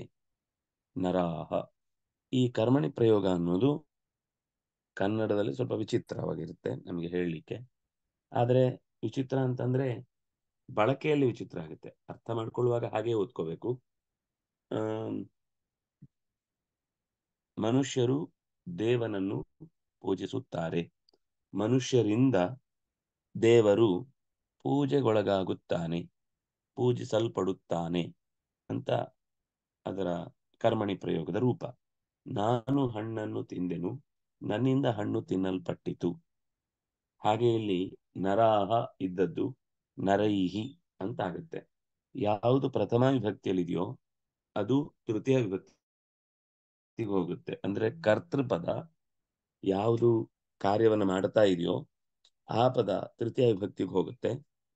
ಯಾವ ಕರ್ಮ ಆಯ್ತೋ ಅದು ಪ್ರಥಮ ವಿಭಕ್ತಿಗೆ ಬರುತ್ತೆ. ಕರ್ಮವೇ ಆಗಿರುತ್ತೆ, ಆದ್ರೆ ತೃತೀಯ ವಿಭಕ್ತಿಯಲ್ಲಿ ಬಂದಾಗ ಕರ್ಮ ಅನ್ನೋದು ಪ್ರಥಮ ವಿಭಕ್ತಿಯಲ್ಲಿ ಬಂದು ನಿಲ್ಲುತ್ತೆ. ಈಗ ನಾನು ಹಣ್ಣನ್ನು ತಿಂದೆನು ಅನ್ನುವಲ್ಲಿ ಇರುವ ಹಣ್ಣನ್ನು ಅಂತ ನಾನು ಕರ್ಮಕಾರಕವಾಗಿ ಬಳಸಿದ ಶಬ್ದ, ನನ್ನಿಂದ ಹಣ್ಣು ತಿನ್ನಲ್ಪಟ್ಟಿತು ಅಂತ ಹೇಳುವಾಗ ಕರ್ಮವೇ ಪ್ರಧಾನವಾಗಿ ಕ್ರಿಯೆಯಲ್ಲಿ ಸೇರುವುದಾದ್ರಿಂದ ಅದು ಪ್ರಥಮ ವಿಭಕ್ತಿಯಲ್ಲಿ ಬಂದು ಸೇರುತ್ತೆ. ವಸ್ತುತಃ ಕರ್ಮವೇ, ತಿನ್ನುವ ಕ್ರಿಯೆಗೆ ಕರ್ಮ ಹಣ್ಣೆ, ಆದ್ರೆ ಆ ಹಣ್ಣು ಪ್ರಥಮ ವಿಭಕ್ತಿಯಲ್ಲಿ ಬಂತು. ಯಾಕೆ ಅಂದರೆ ಅದು ಕರ್ಮಣಿ ಪ್ರಯೋಗದಲ್ಲಿ ಇರುವುದಾದ್ರಿಂದ. ಕರ್ಮವೇ ಪ್ರಧಾನವಾದಾಗ ಕರ್ಮಣಿ ಪ್ರಯೋಗ, ಕರ್ತೃವೇ ಪ್ರಧಾನವಾದಾಗ ಕರ್ತರಿ ಪ್ರಯೋಗ. ಇಲ್ಲಿ ನರಾಹ ಪೂಜೆಯಂತಿ, ಆದ್ರಿಂದಾಗಿ ಇದು ಕರ್ತರಿ ಪ್ರಯೋಗ. ನರೈಹಿ ಪೂಜ್ಯತೆ, ದೇವಃ ಪೂಜ್ಯತೆ, ಪೂಜ್ಯತೆ ಅಂತ ಶಬ್ದ ಬಂದಾಗ ದೇವಃ ಪೂಜ್ಯತೆ, ಅದರಿಂದಾಗ ಅದೇ ಪ್ರಥಮ ವಿಭಕ್ತಿಗೆ ಬಂದೆ, ಅದು ಪ್ರಧಾನ ಆಯಿತು. ಹಾಗಾಗಿ ಅದನ್ನು ಕರ್ಮಣಿ ಪ್ರಯೋಗ ಅಂತ ಕರೀತಾರೆ. ಈಗ ಒಟ್ಟು ನಾವು ವಾಕ್ಯವನ್ನು ಗಮನಿಸಿದ್ರೆ ನರಾಹ ದೇವಂ ಪೂಜೆಯಂತಿ, ಈ ಕರ್ತರಿ ಕರ್ಮಣಿಯಲ್ಲಿ ಧಾತುಗಳು ಹೇಗೆ ಬದಲಾಗುತ್ತೆ ಅನ್ನೋದು ನೋಡಿ ನೋಡಿ ನೋಡಿ ಕೇಳಿ ಕೇಳಿ ಕೇಳಿ ಅದರದ್ದು ಯಾವಾಗಾದ್ರೂ ಲಿಸ್ಟ್ ಇದ್ರೆ ಗಮನಿಸಬಹುದು. ನೋಡೋಣ, ಹುಡುಕಿದ್ರೆ ಸಿಕ್ಕಿದ್ರೆ ಅದನ್ನ ಅಭ್ಯಾಸ ಮಾಡ್ಲಿಕ್ಕಾಗುತ್ತೆ, ಗೊತ್ತಾಗುತ್ತೆ. ಒಂದೇ ತರ ಇರುತ್ತೆ ಅಂತ ಹೇಳಲಿಕ್ಕೆ ಬರಲ್ಲ, ಚೂರು ಚೂರು ವ್ಯತ್ಯಾಸ ಇರುತ್ತೆ. ಪೂಜ್ಯತೆ ಅಂತ ರೂಪ ಆಗುತ್ತೆ. ಪೂಜಯಂತಿ ಇದ್ದದ್ದು ಪೂಜ್ಯತೆ. ನರೈಹಿ ನರರಿಂದ, ದೇವಃ ದೇವನು, ಪೂಜ್ಯತೆ ಪೂಜಿಸಲ್ಪಡುತ್ತಾನೆ. ಅಲ್ಲಿ ಪೂಜಯಂತಿ ಅಂತ ಬಹುವಚನ ಇತ್ತು, ಆದ್ರೆ ಪೂಜಿಸಲ್ಪಡುತ್ತಾನೆ ಅಂತ ಏಕವಚನ ಬಂತಲ್ವಾ? ಹೇಗೆ ಹೇಳಿದ್ದು? ಕರ್ತೃವನ್ನಾಧರಿಸಿದಾಗ ಕರ್ತೃವಿನ ವಿಭಕ್ತಿ ವಚನಗಳು ಅಂದ್ರೆ ವಚನ ಬರುತ್ತೆ. ಕರ್ಮವನ್ನಾಧರಿಸಿದಾಗ ಕರ್ಮದ ವಚನ ಬರುತ್ತೆ. ಕರ್ತರಿ ಪ್ರಯೋಗದಲ್ಲಿ ನರಾಹ ಅಂತ ಬಹುವಚನ ಇದ್ದದ್ರಿಂದ ಪೂಜಯಂತಿ ಅಂತ ಬಹುವಚನ ಇದೆ. ದೇವಹ ಅನ್ನೋದು ಏಕವಚನ ಆದ್ರಿಂದಾಗಿ ಪೂಜಿಸಲ್ಪಡುತ್ತಾನೆ ಅಂತ ಏಕವಚನಕ್ಕೆ ಬಂತು. ಇದು ಬಹಳ ಗಮನ ಇಟ್ಟು ನಾವು ವಚನಗಳನ್ನು ಬದಲಾಯಿಸಬೇಕಾಗತ್ತೆ. ಕೆಲವೇ ಕರ್ತರಿಯ ಒಂದೇ ಇರುತ್ತೆ, ಕರ್ಮಣಿಯಲ್ಲಿ ಬಹುವಚನಕ್ಕೆ ಬಂದಿಲ್ಲ. ಈಗ ಕಪಿಹಿ ಫಲಂ ಖಾದತಿ, ಕಪಿಹಿ ಫಲಂ ಖಾದತಿ, ಕಪಿನ ಫಲಂ ಖಾದ್ಯತೆ, ಇದರ್ಥ ಆಯ್ತು. ಕಪಯಃ ಫಲಂ ಖಾದಂತಿ, ಕಪಯಃ ಫಲಂ ಖಾದಂತಿ, ಕಪಿಭಿಃ ಫಲಂ ಖಾದ್ಯತೆ, ಕಪಿಗಳಿಂದ ಪನಸಫಲಂ ಖಾದ್ಯತೆ. ಪನಸಫಲ ಅಂದ್ರೆ ಹಲಸು. ಅಷ್ಟು ಕಪಿಗಳು ಒಂದೇ ಹಣ್ಣನ್ನು ಹೇಗೆ ತಿನ್ನುತ್ತೆ ಅಂದ್ರೆ ಅದು ಹಲಸಿನ ಹಣ್ಣು. ಹಾಗಾಗಿ ಖಾದ್ಯತೆ ಒಂದು ಹಣ್ಣು ತಿನ್ನಲ್ಪಡುತ್ತದೆ. ಇದನ್ನೇ ಇನ್ನೊಂದು ರೀತಿ ಮಾಡಿದ್ರೆ ಕಪಿಹಿ ಫಲಾನಿ ಖಾದತಿ. ವಸ್ತುತಃ ಕಪಿಹಿ ಫಲಾನಿ ಖಾದತಿ ಅನ್ನುವಲ್ಲಿ ಫಲಾನಿ ಅನ್ನೋದು ಬಹುವಚನ ಇದ್ರೂ ಕೂಡ ಖಾದತಿ ಅನ್ನೋದು ಕಪಿ ಒಂದೇ ಆದ್ರಿಂದ ದ್ರಾಕ್ಷಿಯನ್ನ ಅಷ್ಟನ್ನು ತಿಂದು ಹಾಕಿತು. ದ್ರಾಕ್ಷಾ ಫಲಾನಿ ಖಾದತಿ. ಕಪಯಃ ಫಲಾನಿ ಖಾದಂತಿ, ಕಪಿಗಳು ಹಣ್ಣುಗಳನ್ನು, ಮಾವಿನ ಹಣ್ಣು ಪ್ರತ್ಯೇಕ ಪ್ರತ್ಯೇಕ ತಂದಿಟ್ಟಿದ್ದಾರೆ, ಎಲ್ಲ ಸೇರಿ ತಿಂತಾ ಇದೆ. ಕಪಿಗಳು ಮಾವಿನ ಹಣ್ಣನ್ನು ತಿನ್ನುತ್ತವೆ. ಇಲ್ಲಿ ಕರ್ಮಣಿ ಪ್ರಯೋಗದಲ್ಲೂ ಸೇಮ್. ಯಾಕೆಂದ್ರೆ ಫಲಾನಿ ಅನ್ನುವುದು ಬಹುವಚನ ಇರುವುದರಿಂದ ಕರ್ತೃನಲ್ಲಿ ಯಾವ ವಚನ ಇದೆಯೋ ಕರ್ಮಣಿಯಲ್ಲೂ ಅದೇ ವಚನ ಬರುತ್ತೆ. ಹಾಗಾಗಿ ಕಪಿಭಿಹಿ ಫಲಾನಿ ಖಾದ್ಯಂತೆ, ಖಾದ್ಯತೆ, ಖಾದ್ಯೇತೆ, ಖಾದ್ಯಂತೆ ಅಂತ ಕರ್ಮಣಿ ಪ್ರಯೋಗದ ರೂಪ ಆಗುತ್ತೆ. ಅಹಂ ಶ್ಲೋಕಾನ್ ಪಠಾಮಿ. ಗಮನಿಸಿ, ಈಗ ವಸ್ತುತಃ ಪಠಾಮಿ ಅಂತ ಏಕವಚನ ಇದೆ. ಯಾಕೆಂದ್ರೆ ನಾನು ಅನ್ನೋದು ಸಂಬಂಧ. ನಾನು ಒಬ್ನೇ ಆದ್ರಿಂದಾಗಿ ಶ್ಲೋಕಗಳನ್ನು ಒಬ್ನೇ ಓದ್ತಾ ಇದ್ದೇನೆ. ನನ್ನಿಂದ, ಮಯ ಶ್ಲೋಕಾಹ ಶ್ಲೋಕಗಳು. ಇದೇನು ವ್ಯವಸ್ಥೆ ಆಗಿದೆ, ಸರಿ ಇದೆ. ಮಯ ಶ್ಲೋಕಾಹ. ಈ ಶ್ಲೋಕ ಅನ್ನೋ ಶಬ್ದ ಪುಲ್ಲಿಂಗದಲ್ಲೂ ಇದೆ, ನಪುಂಸಕಲಿಂಗದಲ್ಲೂ ಇದೆ. ಅದನ್ನಾಗಿ ಎರಡೂ ರೀತಿ ಪ್ರಯೋಗ ಮಾಡುವುದಿದೆ. ಅಹಂ ಅನ್ನೋದು ಪ್ರಥಮ ವಿಭಕ್ತಿಯಲ್ಲಿ ಇದ್ದದ್ದು ತೃತೀಯ ವಿಭಕ್ತಿಗೆ ಬಂದ್ರೆ ಮಯ. ಶ್ಲೋಕ ಅನ್ನೋದು ದ್ವಿತೀಯ ವಿಭಕ್ತಿಯಲ್ಲಿ ಇದ್ದಿದ್ದು ಪ್ರಥಮ ವಿಭಕ್ತಿಗೆ ಬಂದ್ರೆ ಶ್ಲೋಕಾಹ. ಮಯ ಶ್ಲೋಕಾಹ ಪಠ್ಯಂತೆ. ಯಾಕಂದ್ರೆ ಶ್ಲೋಕ ಬಹುವಚನ ಆದ್ರಿಂದ, ಶ್ಲೋಕ ಅಂತ ಹೇಳುವುದಾದ್ರಿಂದ ಶ್ಲೋಕಾಹ ಪಠ್ಯತೆ, ಪಠ್ಯೇತೆ, ಪಠ್ಯಂತೆ ಅಂತ ಈ ರೀತಿ ವಾಕ್ಯಗಳು ಬದಲಾಗುತ್ತೆ. ಇದನ್ನ ವಿಪರಿಣಾಮ ಅಂತ ಕರೀತಾರೆ. ಪ್ರಯೋಗ ವಿಪರಿಣಾಮ. ಪ್ರಯೋಗದಲ್ಲಿರುವ ವಿಭಕ್ತಿಗಳ ಬದಲಾವಣೆಯಿಂದ ವಾಕ್ಯದಲ್ಲಿ ಒಂದು ಹೊಸತನವನ್ನು ಹುಟ್ಟು ಹಾಕುವಂತಹ ಶೈಲಿಗೆ ಇದು ಕರ್ತರಿ ಪ್ರಯೋಗ, ಕರ್ಮಣಿ ಪ್ರಯೋಗ ಅಂತ ಕರೀತಾರೆ. ಒಟ್ಟು ಇಷ್ಟು ಈ ಪಾಠದಲ್ಲಿ ನಾವು ನೋಡಿದ್ದು. ಇದರ ಮುಂದಿನ ಶ್ಲೋಕ ಹೋಗುವುದಾದ್ರೆ ಯಾರಾದ್ರೂ ಓದಿ. ಸ್ವಗೃಹೇ ಪೂಜ್ಯತೆ ಮೂರ್ಖ, ಸ್ವಗ್ರಾಮೇ ಪೂಜ್ಯತೆ ಪ್ರಭುಃ, ಸ್ವದೇಶೇ ಪೂಜ್ಯತೆ ರಾಜ, ವಿದ್ವಾನ್ ಸರ್ವತ್ರ ಪೂಜ್ಯತೆ. ಸ್ವಗೃಹೇ ತನ್ನ ಮನೆಯಲ್ಲಿ, ಮೂರ್ಖ ಪೂಜ್ಯತೆ ಅವನು ಮೂರ್ಖ ಆಗಿದ್ರು ಅವನ ಮನೆ ಆದ್ರಿಂದ ಅವನನ್ನು ಗೌರವಿಸಲೇಬೇಕು. ಪೂಜ್ಯತೆ ಅಂದ್ರೆ ದೇವ್ರ ಮನೆಯಲ್ಲಿ ಇಟ್ಟು ಪೂಜೆ ಮಾಡ್ತಾರೆ ಅಂತ ಅರ್ಥ ಅಲ್ಲ. ಅವನು ಎಷ್ಟೇ ಮೂರ್ಖ ಆಗಿದ್ರು ಅವನ ಮನೆ ಆದಾಗ ಅವನಿಗೆ ಸಿಗ್ಬೇಕಾದ ಗೌರವ ಸಿಕ್ಕೇ ಸಿಗುತ್ತೆ. ಸ್ವಗೃಹೇ ಪೂಜ್ಯತೆ ಮೂರ್ಖ, ಸ್ವಗ್ರಾಮೇ ಪೂಜ್ಯತೆ ಪ್ರಭು. ಒಬ್ಬ ಪಟೇಲ ಇದ್ದಾನೆ, ಅವನಿಗೆ ಅವನ ಊರಲ್ಲಿ ಗೌರವ ಇದೆ. ಅವನ ಪಕ್ಕದ ಊರಲ್ಲಿ ಹೋಗಿ ಏನಾದ್ರೂ ಉಸಾಬರಿ ಮಾಡಿದ್ರೆ ಬೈದ್ ಕಳಿಸ್ತಾರೆ, ನೀನ್ ಊರಿದ್ ನೋಡ್ಕೋ ಅಂತ.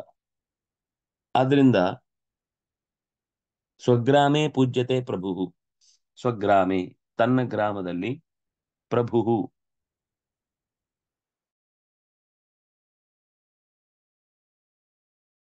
ಪೂಜಿಸಲ್ಪಡ್ತಾನೆ, ಪಟೇಲಾದಿಗಳು ಗೌರವಕ್ಕೆ ಪಾತ್ರರಾಗ್ತಾರೆ. ಸ್ವದೇಶೇ ಪೂಜ್ಯತೆ ರಾಜ, ಒಬ್ಬ ಸಮರ್ಥನಾದ ನಾಯಕ ಇದ್ದಾನೆ ರಾಜ್ಯದಲ್ಲಿ, ತುಂಬಾ ಚೆನ್ನಾಗಿ ಆಡಳಿತವನ್ನು ನಡೆಸುವವನಿದ್ದಾನೆ. ಅಂಥ ಮಂತ್ರಿಯನ್ನು, ರಾಜನನ್ನು ಆ ಇಡೀ ಊರು ಗೌರವಿಸುತ್ತೆ, ಅಥವಾ ಆ ದೇಶವೇ ಗೌರವಿಸುತ್ತೆ. ಸ್ವದೇಶೇ ಪೂಜ್ಯತೆ ರಾಜ, ವಿದ್ವಾನ್ ಸರ್ವತ್ರ ಪೂಜ್ಯತೆ. ಆದ್ರೆ ತಿಳುವಳಿಕೆ ಉಳ್ಳವನು, ಪೂಜ್ಯತೆ ಅಂತಂದ್ರೆ ಅದು ತಿಳುವಳಿಕೆ ಗೊತ್ತಾದ್ಮೇಲೆ ಅವನೇನ್ ಪೋಷಾಕ ಹಾಕೊಂಡು ತಿರುಗ್ಲಿಕ್ಕಾಗಲ್ಲ. ಸರ್ಟಿಫಿಕೇಟ್ ಇಟ್ಕೊಂಡು ನನ್ನನ್ನು ಗೌರವಿಸಿ ಅಂತ ಕೇಳಿ ಪಡೆಯುವಂತಹದ್ದಲ್ಲ.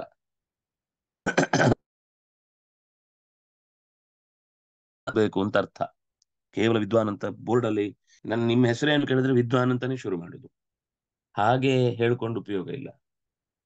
ಅವರ ವಿದ್ವತ್ತೆ ಅವರ ಚಟುವಟಿಕೆಯಲ್ಲಿ ಕಾಣಬೇಕು, ಅವರ ಮಾತಿನಲ್ಲಿ ಕಾಣಬೇಕು, ಅವರು ನಡೆಸುವ ಸಭಾ ಚರ್ಚೆಗಳಲ್ಲಿ ಅದು ಗೊತ್ತಾಗ್ಬೇಕು. ಅದಕ್ಕೋಸ್ಕರ ಚರ್ಚೆ ನಡೆಸ್ತಾ ಇರಬೇಕು, ಪಾಠ ಮಾಡ್ತಾ ಇರಬೇಕು, ಸಜ್ಜನರ ಜೊತೆಗೆ ಒಳ್ಳೆ ವಿಷಯಗಳನ್ನ ಹರಡ್ತಾ ಇರಬೇಕು. ಆ ಹರಟೆ ಅನ್ನೋದು ಎಷ್ಟೋ ಸಲ ಅವರವರ ನೈಜ ಬದುಕನ್ನ ಪರಿಚಯಿಸುತ್ತೆ.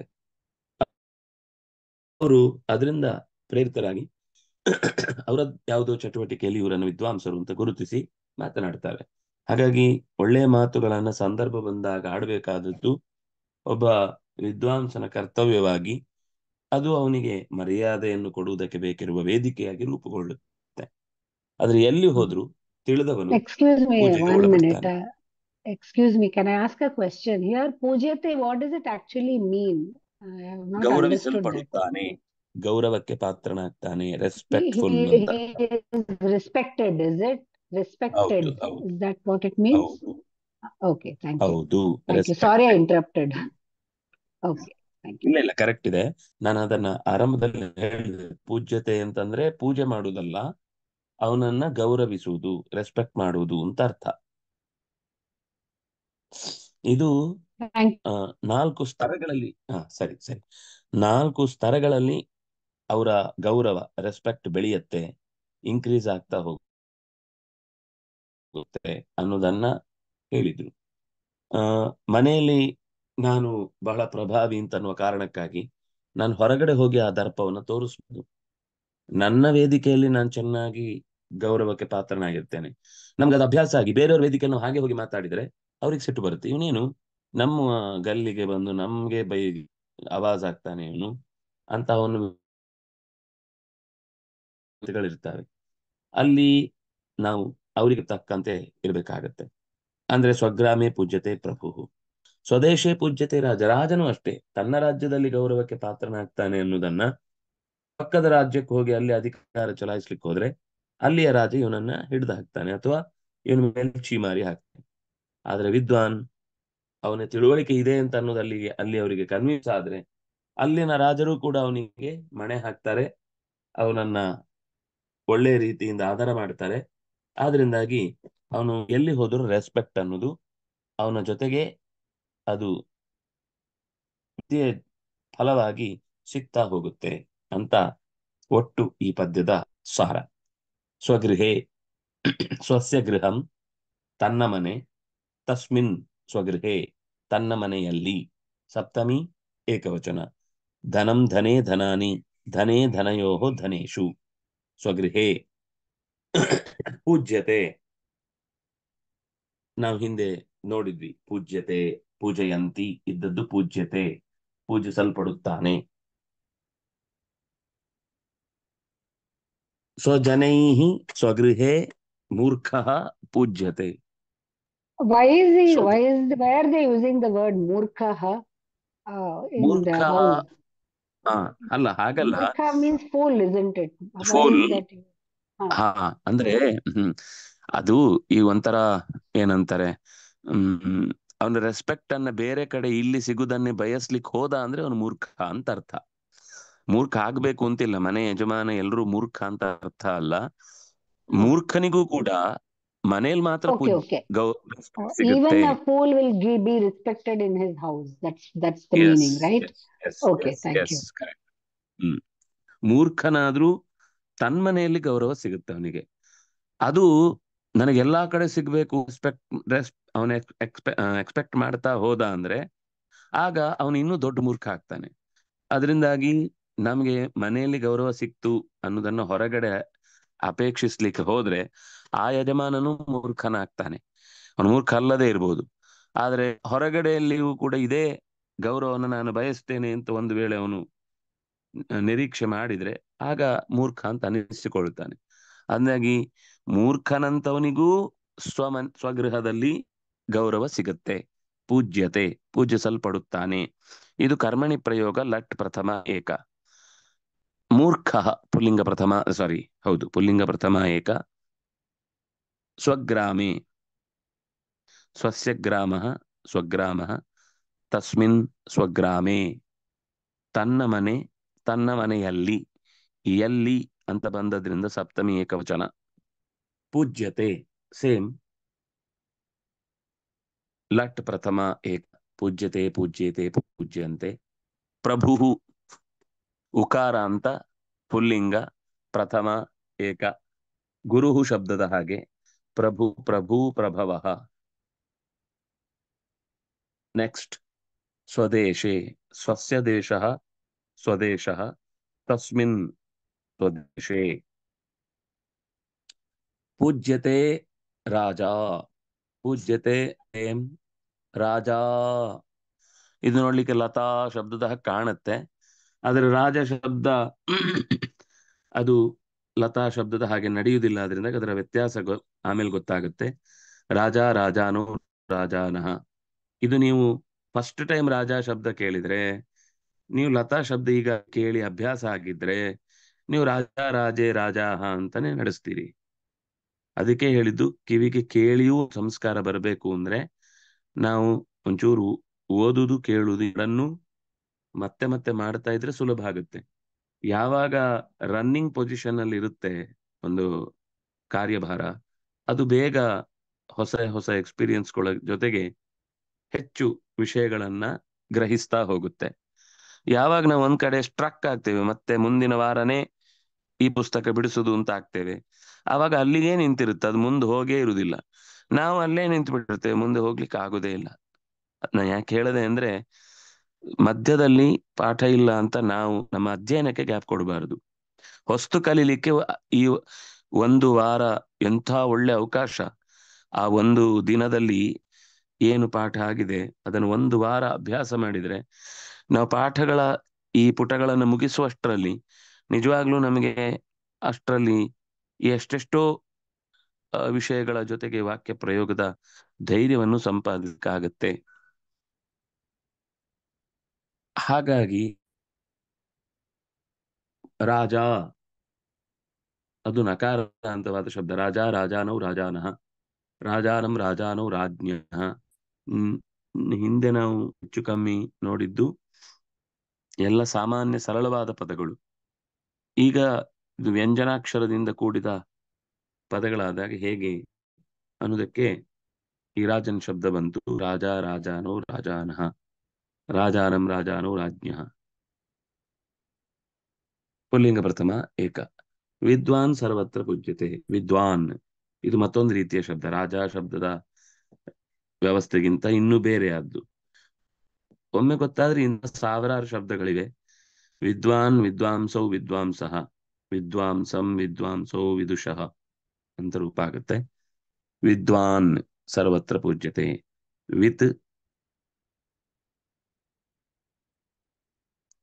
ವಿತ್ ಅಂದ್ರೆ ತಿಳುವಳಿಕೆ. ಯಾರಲ್ಲಿ ತಿಳುವಳಿಕೆ ಇದೆಯೋ ಅವನು ವಿದ್ವಾನ್. ಪುಲ್ಲಿಂಗ ಪ್ರಥಮ ಏಕ. ವಿದ್ವಾನ್, ವಿದ್ವಾಂಸೌ, ವಿದ್ವಾಂಸಃ, ವಿದ್ವಾಂಸಂ, ವಿದ್ವಾಂಸೋ, ವಿದುಷಃ. ನಾವು ವಿದ್ವಾಂಸರು, ವಿದ್ವಾಂಸನು ಅಂತ ಏಕವಚನದಲ್ಲೂ ಬಳಸ್ತೇವೆ ಕನ್ನಡದಲ್ಲಿ, ಆದ್ರೆ ಅದು ವಿದ್ವಾಂಸ ಬಹುವಚನದಲ್ಲಿ ಮಾತ್ರ. ಏಕವಚನದಲ್ಲಿ ವಿದ್ವಾನ್, ವಿದ್ವಾನ್, ವಿದ್ವಾಂಸೌ, ವಿದ್ವಾಂಸ, ವಿದ್ವಾಂಸಂ, ವಿದ್ವಾಂಸೋ, ವಿದುಷಃ. ಇದು ವಿದ್ವಾನ್ ಶಬ್ದದ ಪ್ರಥಮ ವಿಭಕ್ತಿ ಏಕವಚನದ ರೂಪ. ಸರ್ವತ್ರ, ಎಲ್ಲೆಡೆ, ಇದು ತ್ರಲ್ ಅಂತ ಪ್ರತ್ಯಯ.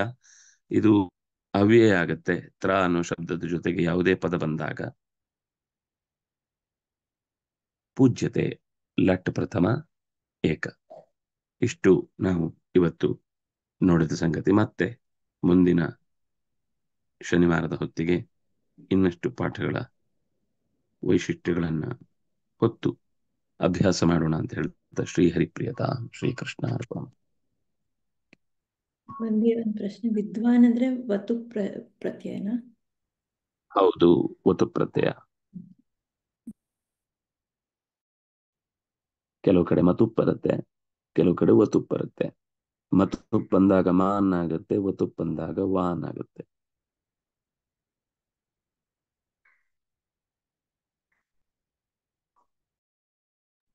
ಧನ್ಯವಾದ. ಧನ್ಯವಾದಗಳು ಆಚಾರ್ಯರೇ. ಧನ್ಯವಾದ. ಧನ್ಯವಾದಗಳು. Thank you.